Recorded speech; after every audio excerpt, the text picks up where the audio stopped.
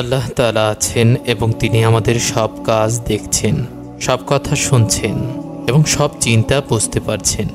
এই ব্যাপারে যারা সদা সতর্ক থাকে এবং তার ভয়ে নিজের কথা, কাজ, চিন্তা নিয়ন্ত্রণ করে, তারাই হচ্ছেন মুত্তাকি অর্থাৎ তাকওয়াবান। শুধুমাত্র তাকওয়াবানদেরকে আল্লাহ তাআলা নিশ্চয়তা দিয়েছেন চূড়ান্ত সফলতার। কেন তাকওয়া এত গুরুত্বপূর্ণ? শুধু নামাজ, রোজা, হজ করলেই কি যথেষ্ট নয়? তাকওয়া নেই এমন 5 ওয়াক্ত নামাজি বাসায় এসে পরিবারের সাথে, কাজের লোকের সাথে, এমনকি নিজের সন্তানের সাথে দানবের মতো আচরণ করে। তাকওয়া নেই এমন হাজি ঘুষ খেয়ে হজে যায় এবং হজ থেকে ফিরে এসে আবার ঘুষ খায়। তাকওয়া নেই এমন দাড়িওয়ালা পণ্যে ভেজাল দেয়, কম দামি মাল বেশি দামে চালিয়ে দেয়, কাগজপত্রে মিথ্যা কথা লিখে অন্যায় সুবিধা নেয়, অফিসে লুকিয়ে ব্যক্তিগত কাজ করে, নামাজ পড়তে বের হয়ে আর সহজে কাজে ফেরত আসে না, ইত্যাদি। ধর্মীয় বেশভূষাধারী এই মানুষগুলোর স্বভাব এবং কাজের জন্য ইসলামের ব্যাপক ক্ষতি হয়ে যায়, কারণ এদেরকে দেখে অন্যরা মনে করে যে এটাই হচ্ছে ইসলাম ধর্মের শিক্ষা। ইসলামের সবচেয়ে বড় ক্ষতি তখন এরাই করে। তাকওয়া হচ্ছে সবসময় সতর্ক থাকা যে একজন প্রচণ্ড ক্ষমতাধর সত্তা সবসময় আপনার দিকে তাকিয়ে আছেন। একই সাথে তিনি দুজন অদৃশ্য সত্তাকে আদেশ করেছেন প্রতি মুহূর্তে আপনার গতিবিধি নজর রাখার জন্য। এই পুরো মহাবিশ্ব তার হাতের মুঠোয়। আপনি তাকে এক মুহূর্তের জন্য ফাঁকি দিতে পারবেন? এটা কোনোভাবেই সম্ভব নয়। এই উপলব্ধি থেকে যারা নিজেদেরকে দুনিয়ার প্রলোভন থেকে বাঁচিয়ে চলেন এবং লোকে কি বলবে কে ভয় না পেয়ে বরং আপনার প্রভু কি বলবেন কে বেশি ভয় পান, তারাই তাকওয়াবান, তারাই মুত্তাকি। যতক্ষণ পর্যন্ত কেউ উপলব্ধি করছে না যে একদিন তাকে আল্লাহ তাআলার সামনে দাঁড়িয়ে সব কাজের জবাব দিতে হবে, ততক্ষণ পর্যন্ত তাকে ধর্ম শিখিয়ে বেশি লাভ হবে না। ধর্ম তার কাছে শুধুই কিছু তথ্য কথা হয়ে থাকবে।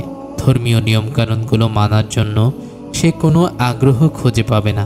যতক্ষণ পর্যন্ত অন্য মানুষ তাকে দেখতে পাচ্ছে ততক্ষণ পর্যন্ত সে ভালো মানুষের মুখোশ পরে থাকবে। তারপর একা হলেই তার আসল চেহারা বের হয়ে যাবে। দেশের আইন কানুন তাকে হয়তো সমাজে, ঘরের বাইরে অন্যায় করা থেকে দূরে রাখতে পারবে, কিন্তু কোনো নির্জন রাস্তায়, অন্ধকার পার্কে, নিজের ঘরের ভেতর, নিজের পরিবারের সাথে, নিজের সাথে জঘন্য কাজ করা থেকে তাকে আটকাতে পারবে না। এর জন্য একমাত্র সমাধান হচ্ছে তাকওয়া এবং বিশেষ করে কিয়ামতের বিচারের প্রতি দৃঢ় বিশ্বাস। যারা আল্লাহ তাআলার প্রতি সাবধান থেকে নিজেদেরকে পাপ থেকে দূরে রাখেন এবং তার আনুগত্য করতে যথাসাধ্য চেষ্টা করেন, তাদের জন্যই রয়েছে অন্তিম সফলতা। সেই সফলতার কিছু চিত্র আল্লাহ তাআলা আমাদেরকে দিয়েছেন। আল্লাহ তাআলা পবিত্র কোরআনে বলেন, জান্নাতে থাকবে হাদাইক, অর্থাৎ একাধিক ব্যক্তিগত বাগান, চারদিকে সারি সারি খেজুর গাছের মনোহর সীমানার ভেতরে থোকা থোকা মিষ্টি আঙ্গুরের বাগান, অপূর্ব ফুলের সমাহার। এরকম একটা দুটো নয়, অগণিত ব্যক্তিগত বাগানের মালিক হবে প্রতিটি জান্নাতি। সেই বাগান ভর্তি থাকবে রকমারি ফলের বাহার, এমন সুস্বাদু ফল যার স্বাদ আমরা এখন কল্পনাও করতে পারবো না। সেখানে থাকবে না ফরমালিন এবং কার্বাইডের দুশ্চিন্তা, থাকবে না কোনো ভেজাল খাবার, নিশ্চিন্তে যত ইচ্ছা খাও, অসুস্থ হওয়ারও ভয় নেই। জান্নাতীরা নরম গালিচায় বসে আয়েশ করে বালিশে হেলান দিয়ে হালকা রোদে গাছের ছায়ায় বিশ্রাম নেবে। সামনে তাকিয়ে উপভোগ করবে আল্লাহ তাআলা নিজের পরিকল্পনায় তৈরি করা বিশাল বাগানের নয়নাভিরাম সৌন্দর্য। যতদূর চোখ যায় অকল্পনীয় সুন্দর দৃশ্য, যতক্ষণ মন চাইবে বসে বসে দেখবে। অন্ধকার হয়ে যাওয়ার তাড়া নেই, রান্না করার তাগাদা নেই, কাজে যাওয়ার চিন্তা নেই বা পরীক্ষার পড়ার ভয় নেই, শুধুই অফুরন্ত অবসর। একই সাথে সামনে সারি সারি দামি পানপাত্রে রাখা থাকবে অমৃত সুধা। সেখান থেকে একটার পর একটা পাত্র নিয়ে চুমুক দেবে আর তীব্র আনন্দে হারিয়ে যাবে। যত ইচ্ছা পান করবে, কোনো নিষেধ নেই, বাথরুমে যাওয়ারও দরকার নেই। জান্নাতে এত এত আনন্দ আরও বহু গুণে বেড়ে যাবে, কারণ তার পাশে বসে থাকবে আকর্ষণীয় মানানসই জুটি। তাফসিরে কাওয়াইবা আতরাবা অর্থ করা হয় সমবয়স্কা নবযৌবনা যুবতীরা, হুর এবং আরও কিছু অর্থ যা পুরুষদের জন্য বড়ই আকর্ষণীয়। এগুলো পড়ে নারীদের মন খারাপ করার দরকার নেই, কারণ সেই অর্থগুলো এই আয়াতের সম্ভাব্য অর্থগুলোর একটি। কাওয়াইবা আতরাবাইয়ের অন্যান্য অর্থ হল আকর্ষণীয় মানানসই জুটি, সমবয়স্ক সঙ্গী, গৌরবোজ্জ্বল সঙ্গী ইত্যাদি। এ ধরনের সঙ্গী হলে তারা সবচেয়ে বেশি আকর্ষণীয় হবে এবং তাদের সঙ্গ সবচেয়ে বেশি উপভোগ করা যাবে, একদম সেরকম মনের মতো সঙ্গী।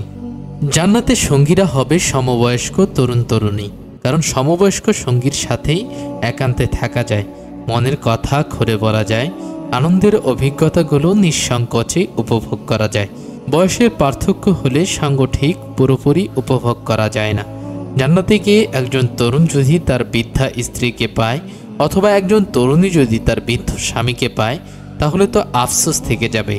এখানে একটা চিন্তার ব্যাপার রয়েছে, কেন আল্লাহ তাআলা জান্নাতের সঙ্গীদের ব্যাপারে এত গুরুত্ব দিয়েছেন? কোরআনে তিনি কয়েকবার জান্নাতের সঙ্গীদের কথা বিশেষভাবে বলেছেন। নিশ্চয়ই সঙ্গী একটা খুব গুরুত্বপূর্ণ ব্যাপার, তা না হলে আল্লাহ তাআলা জান্নাতের অসংখ্য সুখের মধ্য থেকে সঙ্গীকে আলাদা করে গুরুত্ব দিয়ে উল্লেখ করতেন না। আল্লাহ তাআলা মানুষকে এমনভাবে সৃষ্টি করেছেন যে একটি বয়সের পর থেকে তার মনের মধ্যে একজন সঙ্গীর জন্য এক ধরনের মানসিক শূন্যতা তৈরি হয়, যেটা অন্য কিছু দিয়ে পূরণ করা যায় না। প্রথম মানুষ আদম আলাইহিস সালামের মধ্যেও এই শূন্যতা ছিল। তিনি জান্নাতের মতো অনন্ত সুখের জায়গায় থেকেও একা বোধ করতেন। তার এই শূন্যতা দূর করার জন্য আল্লাহ তাআলা তাকে একজন সঙ্গিনী দিয়েছিলেন। আদম আলাইহিস সালামের পর থেকে আজ পর্যন্ত পৃথিবীতে যত মানুষ এসেছে, সে ছেলে হোক বা মেয়ে হোক, তাদের প্রত্যেকের মনের ভেতরেই একটা বয়সের পর থেকেই একজন সঙ্গীর জন্য এক ধরনের শূন্যতা কাজ করে। এই মানবীয় বৈশিষ্ট্যটি আল্লাহ তাআলাই মানুষের মাঝে দিয়ে দিয়েছেন। সেই শূন্যতা পূরণ করার জন্য আল্লাহ তাআলা আমাদেরকে হালাল উপায়ে বিয়ে করার অনুমতি দিয়েছেন কিশোর বয়সে পড়ার পর থেকেই, সংসার চালানোর মতো সামর্থ্য থাকলে। তাই আল্লাহ তাআলা জান্নাতের মতো একটা ব্যাপারেও আল্লাহ তাআলা পবিত্র কোরআনে বলেছেন।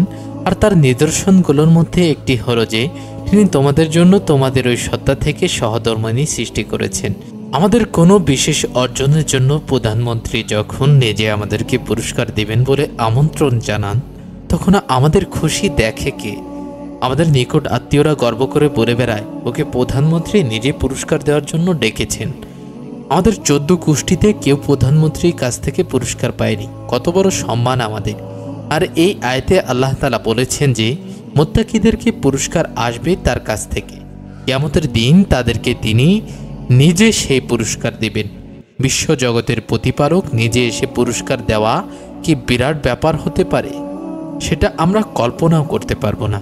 কিয়ামতের দিন এই সৌভাগ্যবান মানুষগুলোর কোনো ভয় থাকবে না, যেদিন আমরা সবাই ভয়ে আতঙ্কে থর থর করে কাঁপতে থাকব। যেদিন আমরা দুনিয়ায় করা হাজারো ভুলের জন্য দুঃখে আফসোস করে মরে যেতে চাইব, সেদিন এই সৃষ্টির শ্রেষ্ঠদের আনন্দের কোনো সীমা থাকবে না। তারা থাকবেন আল্লাহ তাআলার একান্ত সান্নিধ্যে চিরসুখে। রব্বিস সামাওয়াতি ওয়াল আরদি ওয়া মা বাইনাহুমার রহমান লা ইয়ামলিকুনা মিনহু খিতাবা ইয়াওমা ইয়াকুমুর রূহু ওয়াল মালাইকাতু সাফফা লা ইউকাল্লিমুনা ইল্লা মান আযিনা লাহুর রহমানু ওয়া ক্বালা সাওয়াবা। তার পক্ষ থেকে যিনি আকাশগুলো এবং পৃথিবী সহ এদের মধ্যে যা কিছু আছে তার সব কিছুর প্রতিপালক, অত্যন্ত দয়ালু তিনি। কারো কোনো ক্ষমতাই থাকবে না তার সামনে কিছু বলার। সেদিন রূহ এবং ফেরেশতারা সারি সারি হয়ে দাঁড়িয়ে থাকবে। পরম দয়াময় যাকে অনুমতি দেবেন সে ছাড়া কেউ কোনো কথাই বলতে পারবে না এবং শুধুই সঠিক কথা বলবে। এবার দৃশ্যপট ফিরে গেল কিয়ামতের দিনে। এক ভিন্ন জগতের মানুষ আবার জন্ম নিয়েছে। দাঁড়িয়ে আছে এক বিশাল সমতল ভূমিতে। ওপরে আকাশ এক মাথা থেকে আরেক মাথা পর্যন্ত চিরে ফাঁকা করা। তার ভেতরে দিয়ে উপরের জগৎ থেকে অতি উন্নত সত্তারা উড়ে এসে সারি সারি হয়ে দাঁড়িয়ে পড়ছে। বিরাট একটা কিছু ঘটানোর জন্য প্রস্তুতি নিচ্ছে এক সুশৃঙ্খল বাহিনী। এরপর এক বিশাল আকৃতির একজনের আবির্ভাব হলো পুরো দিগন্ত জুড়ে।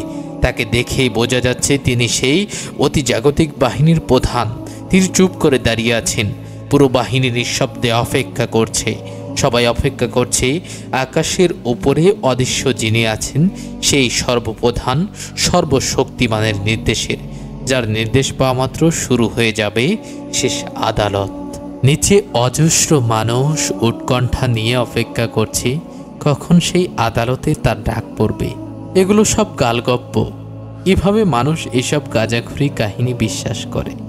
মানুষ মরে মাটিতে মিশে যায়, তার দেহ পচে গলে পোকামাকড় উদ্ভিদের খাবার হয়ে যায়। কিভাবে আবার সেই মানুষ হুবহু আরেকবার জন্ম নেওয়া সম্ভব? মানুষের প্রতিটি কথা নাকি রেকর্ড করা হচ্ছে। কোথায়? আশেপাশে তো কিছুই দেখতে পাচ্ছি না। মানুষের হাত পা নাকি সাক্ষী দেবে। হাত পা আবার কথা বলতে পারে নাকি? এসব বাচ্চাদের গল্প বড় মানুষরা কিভাবে বিশ্বাস করে? কিছু মানুষের কাছে মৃত্যুর পরে পুনরুত্থান, কিয়ামতের দিনের বিচার, জান্নাত জাহান্নাম এসব হচ্ছে গালগপ্প, অশিক্ষিত মানুষের বিশ্বাস, অত্যাচারিত মানুষের জন্য ফালতু সান্ত্বনার কথা। দুনিয়াতে যারা কিছু পায় না তাদের বুঝ দেওয়ার জন্য এরা অবাক হয় যে ধর্ম কোনো বুদ্ধিমান মানুষ বিশ্বাস করতে পারে নাকি, তাও আবার এই আধুনিক বিজ্ঞানের যুগে।